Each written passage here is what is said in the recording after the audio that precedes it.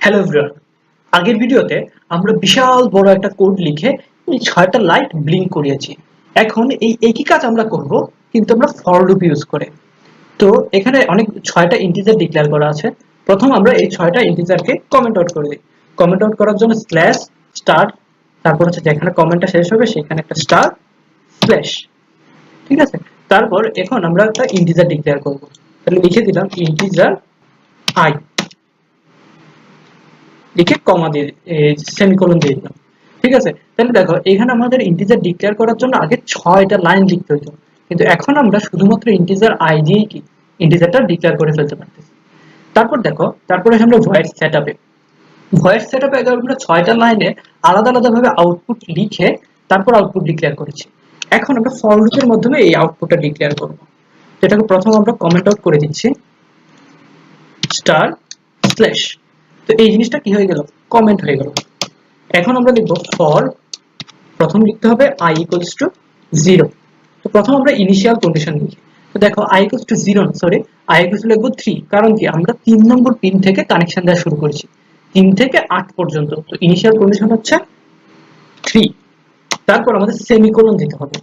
তারপর i smaller than equal 8। তাহলে smaller than equal 8 কেন দেখছি, দেখো 3 থেকে শুরু করে 8 পর্যন্ত আমাদের পিনগুলো আছে। ঠিক আছে, এখন এরকমও লিখতে পারো যে i স্মলার দেন 9, এটা লিখলেও হবে। ঠিক আছে, তো আমরা এখানে লিখলাম i স্মলার দেন ইকুয়াল 8, মানে কি 8 থেকে ছোট অথবা 8 এর সমান, কারণ কি 8 পর্যন্ত আমাদের পিনগুলো কানেক্টেড করা আছে। তারপর লিখবো i equals to i plus 1, লিখে আমরা ফার্স্ট ব্র্যাকেট ক্লোজ করে দেব। তারপর সেকেন্ড ব্র্যাকেট শুরু করব করে এইখানে লিখবো পিন মোড i, এটাকে যেহেতু আউটপুট ডিক্লেয়ার করতে হবে, আউটপুট ডিক্লেয়ার করে ফার্স্ট ব্র্যাকেট কমপ্লিট করে দিলাম সেকেন্ড ব্র্যাকেট। এখন দেখো এখানে আমরা ফর লুপটা লিখে মাত্র এই 2 লাইন লিখেই আসলে এই 6 লাইনের কাজ হয়ে যাচ্ছে। 6 লাইনের কাজটা কিভাবে হচ্ছে, প্রথম এখানে ইনিশিয়াল ভ্যালু হচ্ছে 3, এর মানে ফর লুপের ভিতর দিয়ে প্রথম 3 পাস হবে। তো পিন মোড 3 আউটপুট, মানে 3 নম্বর পিনটাকে আউটপুট হিসেবে ডিক্লেয়ার হয়ে গেল।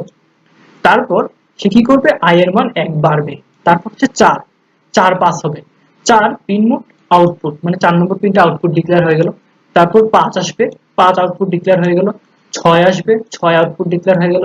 7 আসবে, 7 আউটপুট ডিক্লেয়ার হয়ে গেল। তারপর 8 আসবে, 8 আউটপুট ডিক্লেয়ার হয়ে গেল। তারপর আসবে 9। যখনই 9 আসবে তখন সে দেখবে কি এখানে বলা আছে যে i এর মানটা কি 8 এর থেকে ছোট অথবা সমান, এর মানে i এর মানটা কি কখনোই 9 হতে পারবে না। এটা যখনই সে বুঝবে তখনই সে কি লুপ থেকে বের হয়ে যাবে। এর মানে কি, দেখো আমরা 3 থেকে শুরু করে একদম 8 পর্যন্ত সবগুলা পিনকেই কি মাত্র এই 2 লাইনের মধ্যে দিয়ে কি আউটপুট ডিক্লেয়ার করে দিলাম। তারপর আসো এখানে ভয়েড লুপের ভিতর। এখন ভয়েড লুপের যে কাজটা দেখো, আমরা এই 4 লাইন করে 6টা লিখেছি, মানে 424 লাইন লিখেছি। এই কাজটা আমরা ফর লুপ দিয়ে কয়েক লাইনের ভিতর লিখতে পারি। তো আমরা প্রথম জিনিসটাকে কমেন্ট আউট করে দিই। কমেন্ট আউট করার জন্য স্ল্যাশ স্টার লিখে একদম শেষে আবার স্টার স্ল্যাশ দিলেই এই টোটাল জায়গাটা কমেন্ট আউট হয়ে গেল। এখন দেখো এখানে আমরা লিখি ফর i equals to 3, কারণ হচ্ছে 3 নম্বর পিন থেকে কানেকশনটা শুরু করছে, semicolon i smaller than equal 8, কারণ হচ্ছে যে i এর মানটা কি 8 পর্যন্ত যাবে। তারপর হচ্ছে i equals to i plus 1, মানে কি i এর মান এক এক করে বাড়বে। তারপর আমরা ফার্স্ট ব্র্যাকেট কমপ্লিট করে দিলাম, সেকেন্ড ব্র্যাকেট শুরু করলাম। এইখানে আমরা সেম কমান্ডটা লিখব। এই কমান্ডটা কপি করে নিলাম, করে এখানে জাস্ট পেস্ট করে দিলাম। এখন দেখো এখানে led 2 আছে, বা led এর জায়গায় আমরা বসাই দেব শুধুমাত্র i। তারপর আমরা এখানে সেকেন্ড ব্র্যাকেট ক্লোজ করে দিই। তাহলে এখানে কাহিনী কি করবে একটু দেখো, প্রথম সে i এর ভ্যালু 3 নিবে। ঠিক আছে, 3 যদি হয় তাহলে ডিজিটাল লাইট 3 হাই, মানে প্রথম 3 নম্বর পিনে যে কানেক্টেড লাইটটা আছে, মানে এটা এই লাইটটা জ্বলবে, তারপর 1000 মিলিসেকেন্ড বিরতি নিবে, তারপর সেটা নিভে যাবে। তারপর i এর মান 1 বাড়বে, হয়ে যাবে কত 4। তারপর 4 নম্বর পিনে হাই হবে, তারপর 4 নম্বর পিনে লো হবে। এর মানে 2 নম্বর এলইডি যেটা যেটা 4 নম্বর পিনের সাথে কানেক্টেড, সেটা কি হবে, একবার জ্বলবে একবার নিভবে। তারপর 4 এর পর আসবে 5, 6, 7, 8। যখনই 9 আসবে তখনই কি হবে, তখন এইখানে সে আটকা পড়ে যাবে, কারণ এখানে বলা আছে যে i এর মান কি 8 এর থেকে বড় হতে পারবে না, মানে 8 এর থেকে ছোট অথবা সমান। এর মানে দেখো শুধুমাত্র এই কয়েকটা লাইন দিয়ে তুমি লিখে বলতে পারতেছো কি যে 3 থেকে শুরু করে 8 পর্যন্ত যতগুলো পিন, এই যে এখানে যেগুলো আমরা আগে ডিক্লেয়ার করেছিলাম, এখানে যতগুলো পিন আছে সবগুলাই কি হবে, হাই লো হবে। তো দেখো ফর লুপের মাধ্যমে আমরা সেই 24 লাইনের এত বড় একটা কমান্ডকে আমরা মাত্র 5 লাইনে লিখে ফেলতে পারতেছি। এখন যদি আমরা সিমুলেশন করি তাহলে দেখো এই যে ঠিকঠাক মতো কাজ করতেছে। এখন কিন্তু আমাদের যে এই কমেন্ট আউট করার যে পোর্শনগুলা, এই পোর্শনগুলা কোনো কাজ করতেছে না, শুধুমাত্র আমাদের ফর লুপের মাধ্যমে যেভাবে লিখেছি সেই ফর লুপ গুলোই কাজ করতেছে। আমরা যদি কমেন্ট আউট লেখাগুলো বাদ দিয়ে দিই তাইলে দেখো তাইলেও ঠিকঠাক মতো কাজ করবে। আমরা কমেন্ট আউটের যে জিনিসগুলো এগুলো আমরা ডিলিট করে দিলাম। তাইলে এখন দেখো কোডটা কত ছোট হয়ে গেছে, মাত্র এতটুকু। কিন্তু আগে আমরা এই একই কাজ করার জন্য কত বিশাল বড় একটা কোড লিখেছি। এখন যদি সিমুলেশন করো দেখো এই যে সেম কাজটা হচ্ছে, প্রথমে এই লাইটটা, তারপর এই লাইটটা, তারপর এই লাইটটা জ্বলবে, তারপর হচ্ছে এই লাইটটা জ্বলবে, তারপর এই লাইটটা, তারপর এই লাইটটা। ঠিক আছে, এখন যদি কোডটা আবার একটু আমরা রিভাইজ করি তাহলে হচ্ছে প্রথম ইন্টিজার হিসেবে একটা i ডিক্লেয়ার করে দিলাম। i হচ্ছে একটা ভেরিয়েবল যেটার মান কি হয়, চেঞ্জ হয়। তারপর আমরা ভয়েড সেটআপের ভিতরে গেলাম, গিয়ে একটা ফর লুপ লিখলাম।